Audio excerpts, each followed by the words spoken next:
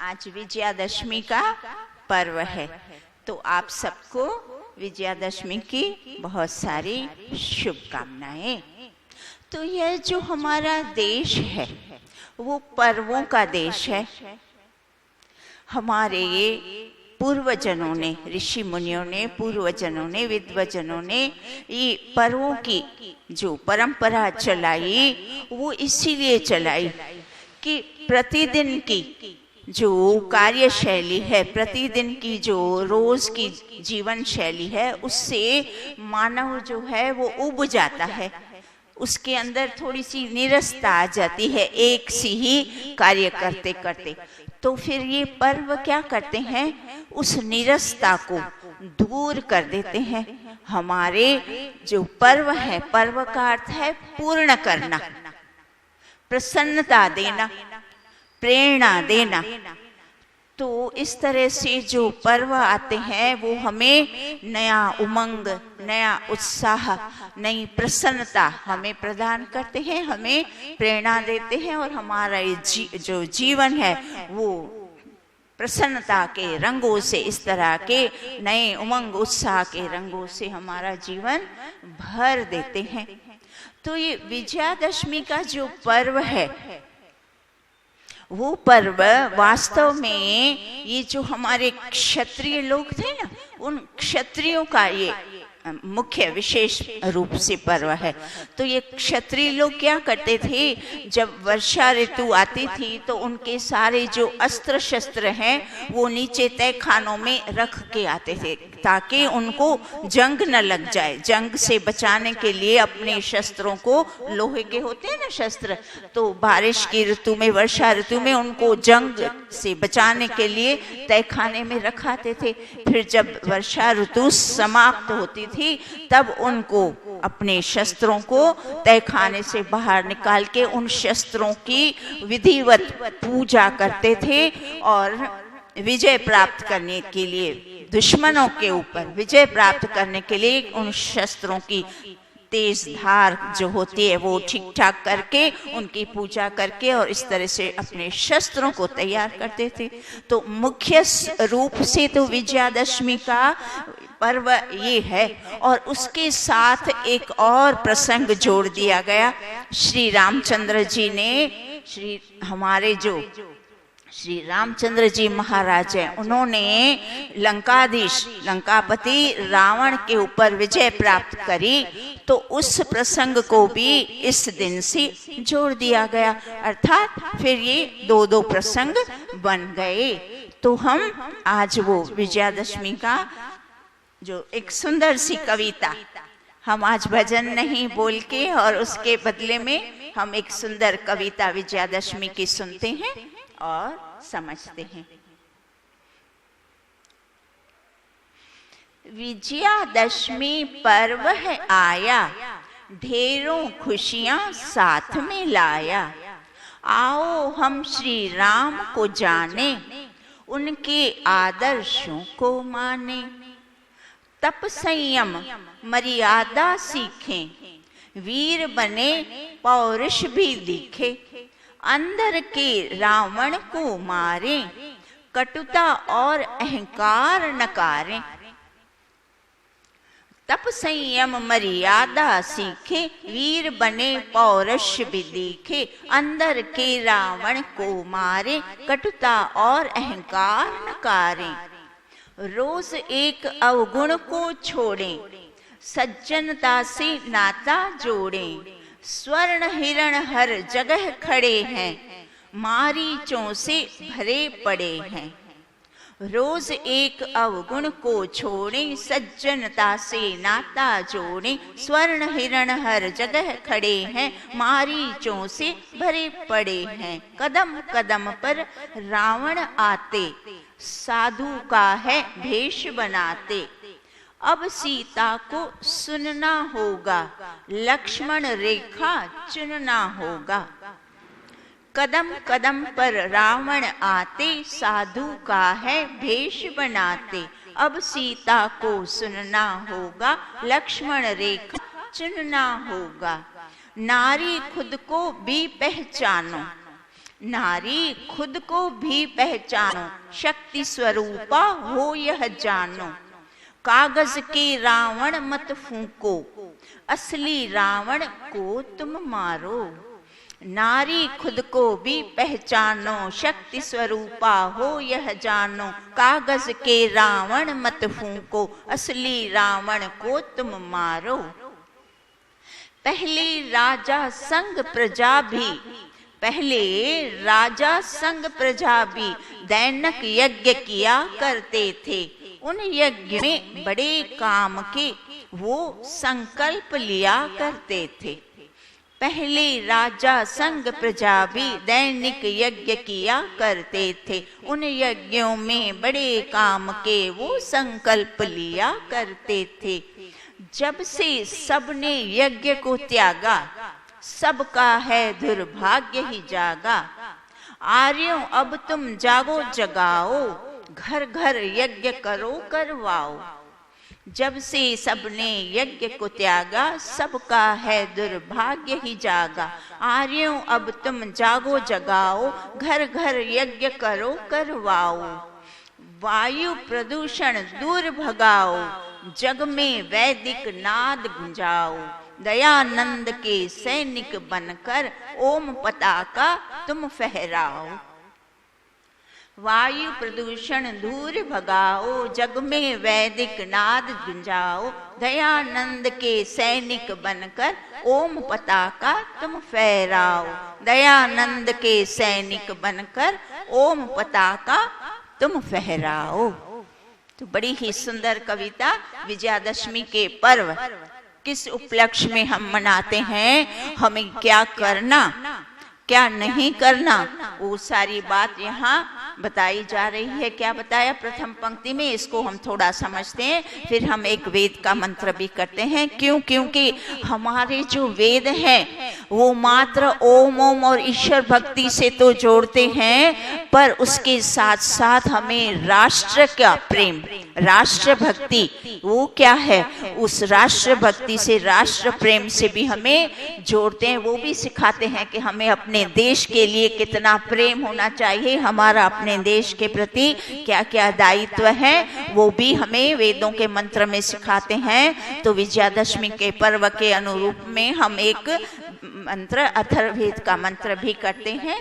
तो इसमें क्या बता दिया, विजयादशमी पर्व है आया, ढेरों खुशियां साथ में लाया। पर्व जो अभी हमने सुना, पर्व क्या करते हैं, हमारे अंदर जो दैनिक कार्यों को करते करते, एक ही प्रकार के कार्य करते करते हम उब जाते हैं, निरस्ता आ जाती है।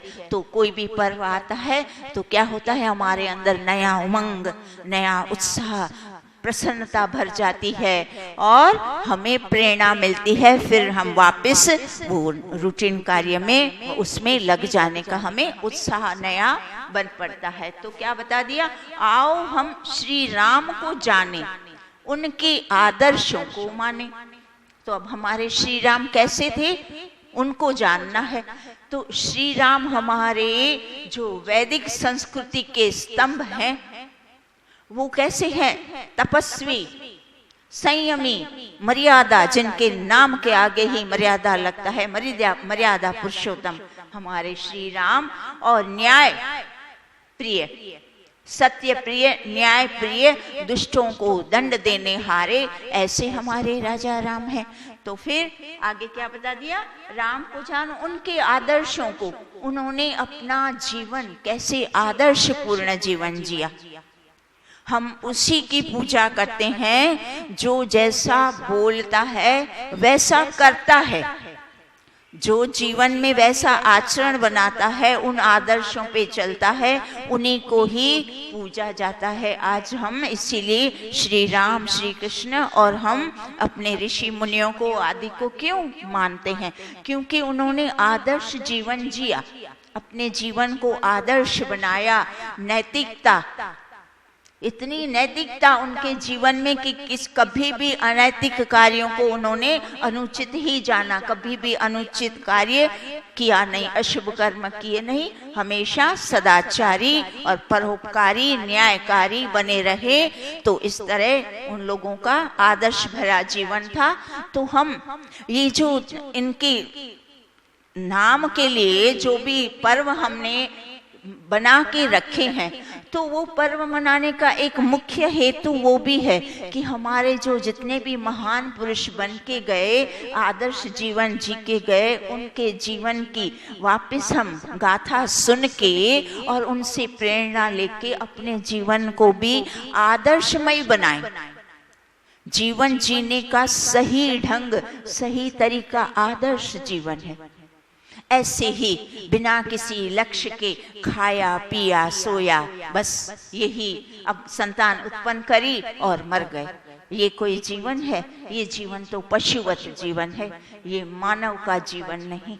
मानव जीवन तो कितना संयमित होना चाहिए, आदर्शवान होना चाहिए। हमारे जीवन में कोई आदर्श ही नहीं, कोई टाइम की, कोई समय की पाबंदी, कोई किसी भी बात की कोई पाबंदी, दूर दूर तक हमारे अंदर एक गुण नहीं, एक गुण हमारे अंदर अभी तक, इस समय तक, वर्षों से हम वेदों से जुड़े, आर्य समाज से जुड़े, पर हमारे अंदर वो नियमबद्धता, संयम की पाबंदी या किसी भी बात की, वो जो ये सारी की सारी शिक्षा हमें इन महापुरुषों से, इन पर्वों से मनाते हुए हमें अपने जीवन में थोड़ा सा तो परिवर्तन लाएं। परिवर्तन, हम दूर दूर भागते हैं, कोई भी आता है इस संत को सुनना है, उसको, अच्छी बात है, सुनने के लिए भागें, भले भागें, पर सुनने के पश्चात फिर जो सुना उसको तो जीवन में उतारना नहीं। एक कान से सुना, दूसरे से निकाल दिया, बस दर्शन करके आ गए, दर्शन से हम तर जाएंगे। वेद हमें वही सिखाता है, ना ना, दर्शन से कभी आज तक ना कोई तरा ना कोई तरेगा। हाँ, उनकी अच्छी बातों से, वो जो अच्छी शिक्षा देते हैं, वो सुन करके अगर आपने अपने जीवन में उनको अपनाया तो अवश्य लाभ मिलेगा। तो इस तरह से हमें सुनने के पश्चात फिर वो जीवन में उतार के उनका लाभ लेना है। तो आगे क्या बता दिया? तप संयम मर्यादा सीखें, वीर बने पौरुष भी दिखे। तप हमारे जीवन में है, तप तपस्या, जरा भी तपस्या है कि हम समय से उठें, 4 बजे नहीं तो 5 बजे उठें, चलो 5 नहीं तो 6 बजे उठें, उठ करके समय सर पहुंचे। नहीं, ये तप की कमी है ना। तप किसको कहते हैं? आग में पैर डालना या पैदल अंबाजी जाना, वो थोड़ी तप है। तप तो ये है कि नियम से जो भी हमने अपने जीवन में नियम बनाए हैं सत्य कार्य करने के लिए, सत्संग सुनने, हवन करने या स्वाध्याय करने, संध्या करने की, सब नियम टाइम से, समय से हम करते रहे, ये तो तप है ना। ये तप तो हमने सीखा नहीं, तो क्या बता दिया? तप। फिर क्या बता दिया? संयम, मर्यादा। हर बात की एक मर्यादा होती है, हमें अपने परिवारों में भी कभी मर्यादा का उल्लंघन नहीं करना। आज नारी देखिए कैसी, क्या क्या हमने पर्व, बड़ों का भी इसमें सारा कुछ है, कैसे कैसे पर्व बना दिए, फिर नारी को स्वच्छंद बना दिया। स्वतंत्रता बहुत अच्छी बात है, स्वतंत्र बने, स्वतंत्रता प्रत्येक मानव का अधिकार है। आप स्वतंत्र बनिए, नारी को भी स्वतंत्र जीवन जीने का पूरा अधिकार है, पर स्वतंत्रता कैसी हो? वो मर्यादा में हो, हर तरह की मर्यादा, कब उठना, कब सोना, कब क्या करना, कब घर से बाहर जाना और कब बाहर नहीं जाना घर से, ये सब मर्यादाएं हैं ना। इन मर्यादाओं का उल्लंघन होता है तो फिर हमारा सारे जीवन में गड़बड़, ये सारी समस्याओं की उत्पन्न क्यों होती है? जब मनुष्य मर्यादाओं को भंग करता है तब उसके स्वयं के जीवन में सारी समस्याएं, समाज में भी समस्याएं उत्पन्न हो जाती है। इसीलिए मर्यादाओं का कभी भी उल्लंघन नहीं करना। तो इसीलिए बता दिया तप करना सीखे, संयमित जीवन। संयमित, हमारा जीवन असंयमित है, कोई संयम नहीं, ना समय का संयम, ना किसी सादगी भरा जीवन, विलासिता से दूर, इतनी अधिक विलासिता हो गई है कि ये शरीर को हमने विलासी, इतना विलासी बना दिया। इसको जब चाहे जब सुला दो, जब चाहे जब वो बोले हाँ सो जाऊंगा तो सो जाओ, उसकी मर्जी है। जब चाहे हमें सुला दे, जब चाहे हमें बाहर निकाल दे। तो ये सब असंयमित है। संयमित जीवन जीना, संयम रखना, नियम बनाना। हाँ, मुझे हफ्ते में एक बार सत्संग सुनना है, हफ्ते में एक बार, सप्ताह में एक बार हवन करना है, कोई बात नहीं। आप साप्ताहिक नियम लो तो उस नियम को तो निभाओ। हमें तो कोई शिष्टाचार ही नहीं, कोई नियम नहीं ना। कभी जब जी चाहा कभी आएंगे आएंगे, लेट आएंगे आएंगे, नहीं आएंगे, तो ये अनियमितता। संयम नहीं जीवन में, तप नहीं। तो तप चाहिए, संयम चाहिए, मर्यादा सीखे। फिर क्या बता दिया, वीर बने, पौरुष भी दिखे। वीरता आज हमारे बच्चों में, संतानों में हमने उनको वीरता सिखाई कहाँ है? न तेज है, न बल है, न बुद्धि है, न वीरता है, न पराक्रम है। कहाँ है उनमें? हमने उनको क्या सिखाया? खाली नाचना गाना। नाचो गाओ, डांस करो पार्टियों में। हम भी पार्टियों में जाएंगे, आप भी पार्टियों में जाओ, यही तो सिखाया है हमने। हमने कुछ भी नहीं सिखाया। आज इजराइल की देखो, जो युद्ध हो रहा है, उसकी जवान लड़कियां, बच्चियां देखो क्या राइफल चला के, क्या धन धन धन धन धन धन विद्रोहियों को, जो दुश्मन है उस दुश्मनों का नाश करती है। हमने अपनी बच्चियों को क्या सिखाया? नाचने गाने की सिवाय हमने उनको कोई शिक्षा दी ही नहीं। आज कुछ गुरुकुल ऐसे हैं जहां वीरांगनाओं को तैयार किया जा रहा है, उसको लाठी चलाना, उसको शस्त्र चलाना सिखाते नहीं। आप अपनी रक्षा कैसे करेगी? स्वयं की रक्षा करनी है, देश की रक्षा करनी है, समाज की रक्षा करनी है। ये जो नई पीढ़ी है उसको तैयार करने के लिए हमारा क्या योगदान है? हम संतानों को किस ओर ले जा रहे हैं? ये सारा का सारा दोष हम पे है। नई पीढ़ी को हम गलत मार्ग पे जाने दे रहे हैं, उनके ऊपर कोई अंकुश नहीं लगा रहे हैं। अंकुश लगाना हमारा कर्तव्य है। हम पल्ला झाड़ देते हैं, क्या करें? बच्चे सुनते नहीं। अरे ये क्या बात हुई? ये क्या तरीका है? ये क्या उत्तर है? दायित्वों से हट जाने का ये कोई सही उत्तर है कि बच्चे नहीं मानते? अरे बच्चे माता पिता की नहीं मानेंगे, बड़े बुजुर्गों के किसकी मानेंगे? तो फिर वो किस राह पे जाएंगे और समाज किस मोड़ पे जाके रुकेगा? आप सोचो जरा। आप लोगों को इस बात को बहुत गहराई से समझना पड़ेगा। हम इतनी ढीली ढाली, इसको लाइटली, हाँ ठीक है, पर्व आया, सुन लिया, सुनते हैं, चलता है, जो चलता है वो चलता रहेगा। हमने अपने जीवन को ऐसे बना दिया, जो चलता है चलने दो, बस किसी कुछ ज्यादा पुरुषार्थ नहीं करना, परिश्रम नहीं करना, बच्चों से भी पंगा नहीं लेना। अरे ये पंगा है, बच्चों को सही मार्ग हम नहीं दिखाएंगे तो कौन दिखाएगा? क्या होगा इस समाज का, इस राष्ट्र का? जो ऐसा समृद्ध हमारा राष्ट्र, हमारा वेदों की संस्कृति हमने सब लुप्त कर दी। तो अब हमें वो जागृत होके थोड़ी सी जागरूकता उत्पन्न करनी है। फिर क्या बता दिया? अंदर के रावण को मारे, कटुता और अहंकार नकारे। बाहर का रावण। अब देखिए, रावण की बात करें तो रावण ने क्या किया था? छल से और बल से सीता माता को, पराई नारी को, पर स्त्री को हर लिया और हरण करके वो अपने देश ले गया। पर देखिए, ध्यान से देखिएगा, वो अपने देश तो लेके गया, हरण तो किया, पर उसने अपने जाके महल में सीता माता को नहीं रखा।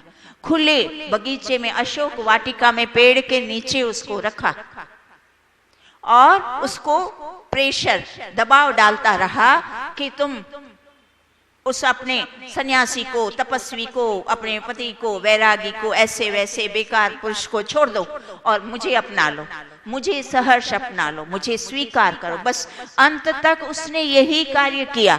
उसने इससे अधिक और कोई बलात्कार या दुष्कर्म या कोई कुछ कर्म नहीं किया। फिर भी उसने गलत कार्य किया, उसने अपराध किया। पराई नारी को कभी भी, पर स्त्री को नहीं लेना, वो उसने अपराध किया। उसका दंड उसको कितना भारी मिला।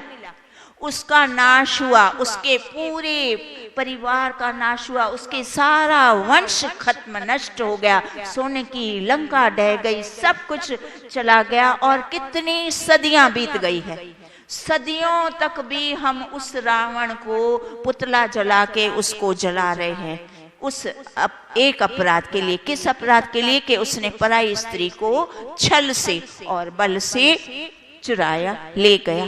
हाँ, वो सही था, उसने जो अपराध किया उसको दंड मिल गया। पर अब क्या बताया जा रहा है? बस कितना दंड, अब वो उसका दंड उसने भुगत लिया। अब रावण कहाँ है? तो ये क्या बता रहे हैं कि अंदर के रावण को मारो।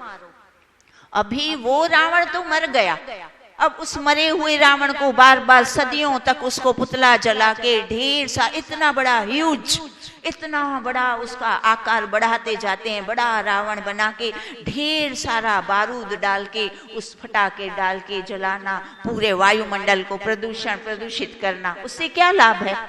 उससे हानि ही हानि है, उससे कोई लाभ नहीं। अब इन कुरीतियों से हमें ऊपर उठना पड़ेगा ना। जिसने किया उसने दंड भोग दिया। अब जो तुम कर रहे हो, जो तुम्हारे अंदर रावण बैठा हुआ है, उस रावण को मारो ना। आज वो रावण कितने हैं खुलेआम, जो रावण प्रत्येक कैसे दानव बनके, आप देखिए हम प्रतिदिन क्या क्या वार्ताएं नहीं सुनते हैं। आज 2 वर्ष की बच्ची, आज 4 वर्ष की बच्ची, कहीं 6 वर्ष की बच्ची, कहीं 8 वर्ष की, कहीं 12, कहीं 14, कहीं जवान बच्चियां, कहीं जवान बहुएं, कहीं वृद्ध माताएं, 70-80 वर्ष की माताओं के साथ भी इस तरह बच्चियों और सारी मातृ शक्ति पे इस तरह का जो दुराचार हो रहा है, जो दुष्कर्म हो रहे हैं। और वो जो रावण है, जो दानव है, वो तो खुलेआम घूम रहे हैं। उनको तो हमें, उनको कोई दंड नहीं देना। उनके लिए कुछ हमारे मन में कोई जो इतना रूह कांप जानी चाहिए, हमारा सारे तन बदन में इतना क्रोध होना चाहिए कि कैसे इनको फांसी पे लटकाया जाए। हमारी मनुस्मृति में क्या बता दिया? जो व्यक्ति किसी भी मातृ शक्ति के साथ, नारी के साथ, बच्ची के साथ, बालकी या बड़ी के साथ ऐसा दुष्कार्य करता है, उसको चौराहे पे लाओ, चौराहे पे ला करके एक पलंग पे लिटा दो और नीचे लकड़ियां सुलगा दो, और उस लकड़ियों की अग्नि में वो तपता तपता तपश को अनुभव करे, इतनी पीड़ा सहन करके वो जब तक उसकी मृत्यु न हो जाए उसको वहीं लिटा दो। इस तरह से उसको मृत्यु दो चौराहे पर, ताकि सारी जनता, सारी प्रजा ये देखे और ऐसे अपराध, जघन्य अपराध करने से उसकी रूह कांपे, तब ये अपराध बंद होंगे। तो हमें जो हमारे शास्त्रों ने सिखाया, वेद शास्त्रों ने, वो तो हमें ना पढ़ने हैं ना सुनने हैं। अगर सुन भी लिए तो एक कान से सुने निकाल देने हैं। इसमें हमारे सारे राजनेताओं की, हमारे वेद में कितने सारे मंत्र हैं जो राजा को आदेश दिया गया है कि तुम दुष्कर्मियों को, दुष्टों को, पापियों को तुरंत नष्ट करो, नाश करो, शीघ्र उनका नाश करो और प्रजा में सुरक्षा, प्रजा की सुरक्षा करो, प्रजा को सुरक्षित करो। तो ये हमारे अब पहले राजा थे, अभी नेता हैं। तो नेता और प्रजा, प्रजा अर्थात सामान्य जन, दोनों का कर्तव्य बनता है। राजा का तो बनता है, प्रजा का भी बनता है ना। तो जैसे नेता का बनता है तो वैसे सामान्य जन का भी तो कर्तव्य बनता है कि हम अपने बालकों को, संतानों को, स्पेशली बेटों को यह शिक्षा दें कि अपनी बहन से, माता का आदर करना सीखे, वो संयमित जीवन जिए। और इस तरह से संयम, तप, ब्रह्मचर्य उसको सिखाना पड़ेगा। जब तक वो सीखेंगे नहीं तो ये ऐसी दुर्घटनाएं तो हमेशा होती आ रही है और आगे भी इससे भी और अधिक विकराल रूप लेगी। तो क्या इसका दायित्व हम मनुष्यों पर नहीं है? कौन करेगा? मात्र एक नेता के ऊपर हाथ बांधकर बैठ जाएंगे। कल जब हमारे घरों में हमारी बच्चियों के साथ होगा तब भी हम हाथ बांध के बैठ जाएंगे, क्योंकि ये जो बातें बढ़ती जाएंगी तो परिवार तक भी फिर पहुंच जाती है ना। आज दूसरों का जो हो रहा है, कल हमारा भी नंबर आ सकता है। हम सबको इन बातों के लिए जागृति फैलानी है। बच्चों को अच्छी शिक्षा देनी है, बेटियों को भी इतना सशक्त बनाना है। ये क्या दुर्बल बन के बैठे हैं, रास गरबा करो, नाच गाना डांस सीखो, ये क्या है डांस क्लासों में भेजना है? वो तो हम खूब कराते हैं, वो वहां हम पैसे खर्च करते हैं, समय खर्च करते हैं, उनको शस्त्र चलाना सिखाइए, योगासन करके उसको वीरांगना बनाए, वीर बनाए, चाहे दूसरा कोई पहुंचे ना पहुंचे वो स्वयं की सुरक्षा कर सके, इतना उसको सशक्त बनाना है हमें। तो इस तरह से कितनी अच्छी अच्छी बातें बता रहे हैं। स्वर्ण हिरण हर जगह खड़े हैं, मारीचों से भरे पड़े हैं। आज क्या स्वर्ण हिरण, वो छल कपट से बच्चियों को नहीं छला जाता, ये क्या किया था हिरण छल, माता जी को क्या मारीच ने छल से ही लिया था ना। तो आज छल कपट क्या कम है, पाखंड कम है? आज साधुओं के भेष में, और तो और साधुओं के भेष में भी ये सब नहीं सुनते हम वार्ताएं, आज इस आश्रम में ये हो गया, आज वो हो गया, आज वो जेल में पड़ा है, आज ये जेल में। तो ये आज भी ये हो रहा है ना, ये हमेशा पहले था, आज भी वही हो रहा है। तो कदम कदम पर रावण आते, साधु का है भेष बनाते। कदम कदम पर ये रावण खुलेआम घूम रहे हैं साधु के वेश में, अर्थात सामान्य, उसको कोई सिंग थोड़ी लगे हैं कि हमें पता चल जाएगा ये रावण है। साधु के वेश में, सामान्य वेश में चलते हैं, छल से कपट से कैसे लड़कियों को बहका देते हैं। कई बार तो लड़कियां स्वेच्छा से उनके पीछे पीछे चल देती है। तो ये सारी हमारी संस्कृति, हमारी अविद्या, हमने बच्चों को विद्या नहीं दी ऐसी इस प्रकार की कि बच्चे ऐसे विद्यावान बने, किसी की बातों में ना आना। मजाल है जो कोई हमारी बच्ची को बहका जाए। क्यों बहक जाती है हमारी बच्चियां? क्योंकि हमने उनको इतना संस्कारों से बलवान नहीं किया। हमारे संस्कार ऐसे बच्चियों को होने चाहिए कि खबरदार जो कोई भी माई का लाल उसके सामने आंख उठा कर न देखे, और वो भी आंख उठा कर न देखे। लगाएगा खींच के, चप्पल उतार के दिखाए तो वो भाग जाए, उसकी हिम्मत ही ना हो ये सब लल्लू चिप करने की। तो इस तरह से बच्चों को हमें संस्कृत बनाना है। फिर क्या बता दिया, नारी खुद को भी पहचाने। देखो अभी वही बात आई, नारी खुद को भी पहचानो, शक्ति स्वरूपा हो यह जानो। तुम शक्ति स्वरूपा हो, क्यों दुर्बल बनती हो? मैं क्या करूं, ऐसा हो गया वैसा। अरे क्यों ऐसा हो गया? बुद्धिपूर्वक काम करो, अंधेरों में रात को भटकना बंद कर दो। क्यों इतना सज धज के रात को सहेलियों के साथ इधर उधर नहीं जाना? क्यों जाना?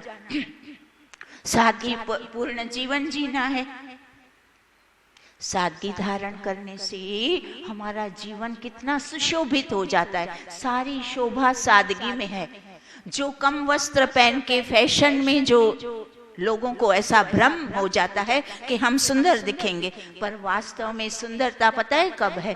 जो पूर्ण वस्त्र धारण करो, अच्छे वस्त्र धारण करो, सादगी पूर्ण जीवन जियो और सशक्त बनो। अपने को ऐसा शक्तिशाली बनाओ कि सब डरे, आसपास का लोग डर जाए। हमारी चाल में ऐसी इतनी वो क्या कहते हैं, आत्मशक्ति, इतनी आत्मशक्ति हमारी झलकनी चाहिए। आत्मविश्वास, सामने वाला डर जाए, ना ये तो बड़ी कड़क दिख रही है, इसके सामने मेरी दाल नहीं गलेगी। ऐसा हमें बच्चों को बनाना है, ऐसे संस्कार देने हैं। तब नारी के अंदर वो, उसके अंदर शक्ति है पर वो सुषुप्त पड़ी है।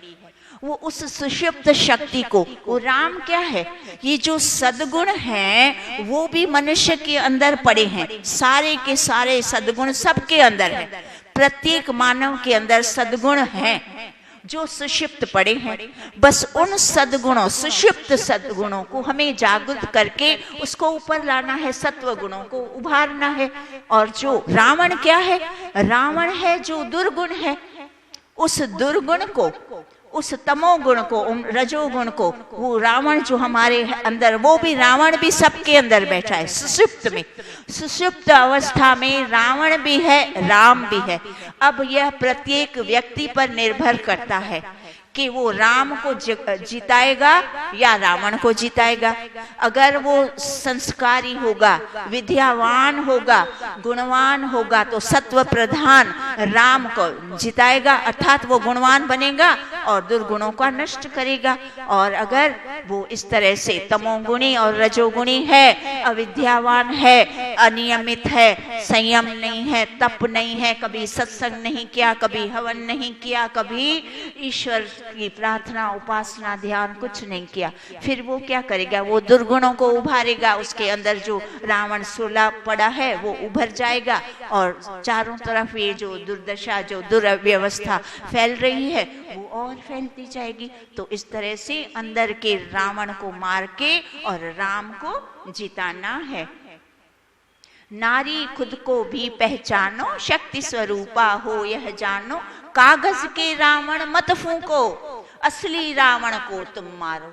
कागज के रावण बहुत फूंक दिए, सदियां बीत गई, बस अब वो इतिहास हो गया। अब उसको फूंकना बंद करके असली रावणों को मारो, अंदर के रावण को भी मारो, बच्चों में संस्कार दो और बाहर जो खुलेआम रावण घूम रहे हैं उनके भी लिए दंड। जब जब सरकार दंड देगी, अरे 8-10 लोग मिलके सब लाठी और कुछ चप्पलों से उसकी ऐसी दुर्दशा बना दो कि वो अधमरा तो वहीं हो जाए। अब अधमरा व्यक्ति फिर अधमरे को सरकार आगे जो करना है करेगी। तो इस तरह से हमें सशक्त बनके और रावण को मारना है। फिर क्या बता दिया? पहले राजा संग प्रजा भी दैनिक यज्ञ किया करते थे, उन यज्ञों में बड़े काम के वो संकल्प लिया करते थे। पहले राजा के साथ प्रजा, राजा खुद, राजा जब वैदिक धर्म को अपनाएगा, सच्चे स्वरूप ईश्वर के सही स्वरूप को जानेगा मानेगा, तब प्रजा भी वैसा करेगी। हमारे राजा ही आज, हमारे नेता ही इन गुणों से दूर हैं, इनसे च्युत हैं, इनसे इनका कोई लेना देना नहीं, मात्र वो अपनी गद्दी को सुरक्षित रखना, मेरी गद्दी बचनी चाहिए, उसी में ही लगे पड़े हैं सारा समय और सारी शक्ति उनकी उनमें खर्च हो जाती है। तो फिर इन बातों के लिए तो उनके पास समय बचता ही नहीं। अब हमारा समय हो चुका, आगे बहुत करना था। अब कल इसी बात को हम कल और अच्छी तरह से, जो मंत्र हमने तैयार किया है उस अथर्ववेद के मंत्र को, बहुत सुंदर मंत्र है, तो उसको हम करते हैं। ओम द्यौ शांतिरंतरिक्षम शांति, पृथ्वी शांति, रापः शांति, रोषधयः शांति, वनस्पतयः शांतिर्विश्वे देवा शांति, ब्रह्म शांति, सर्वं शांति। शांतिरेव शांति सामा शांतिरेधि। शांति शांति शांति। सर्वेभ्यो नमः। आप सबको फिर से विजयादशमी की ढेर सारी शुभकामनाएं।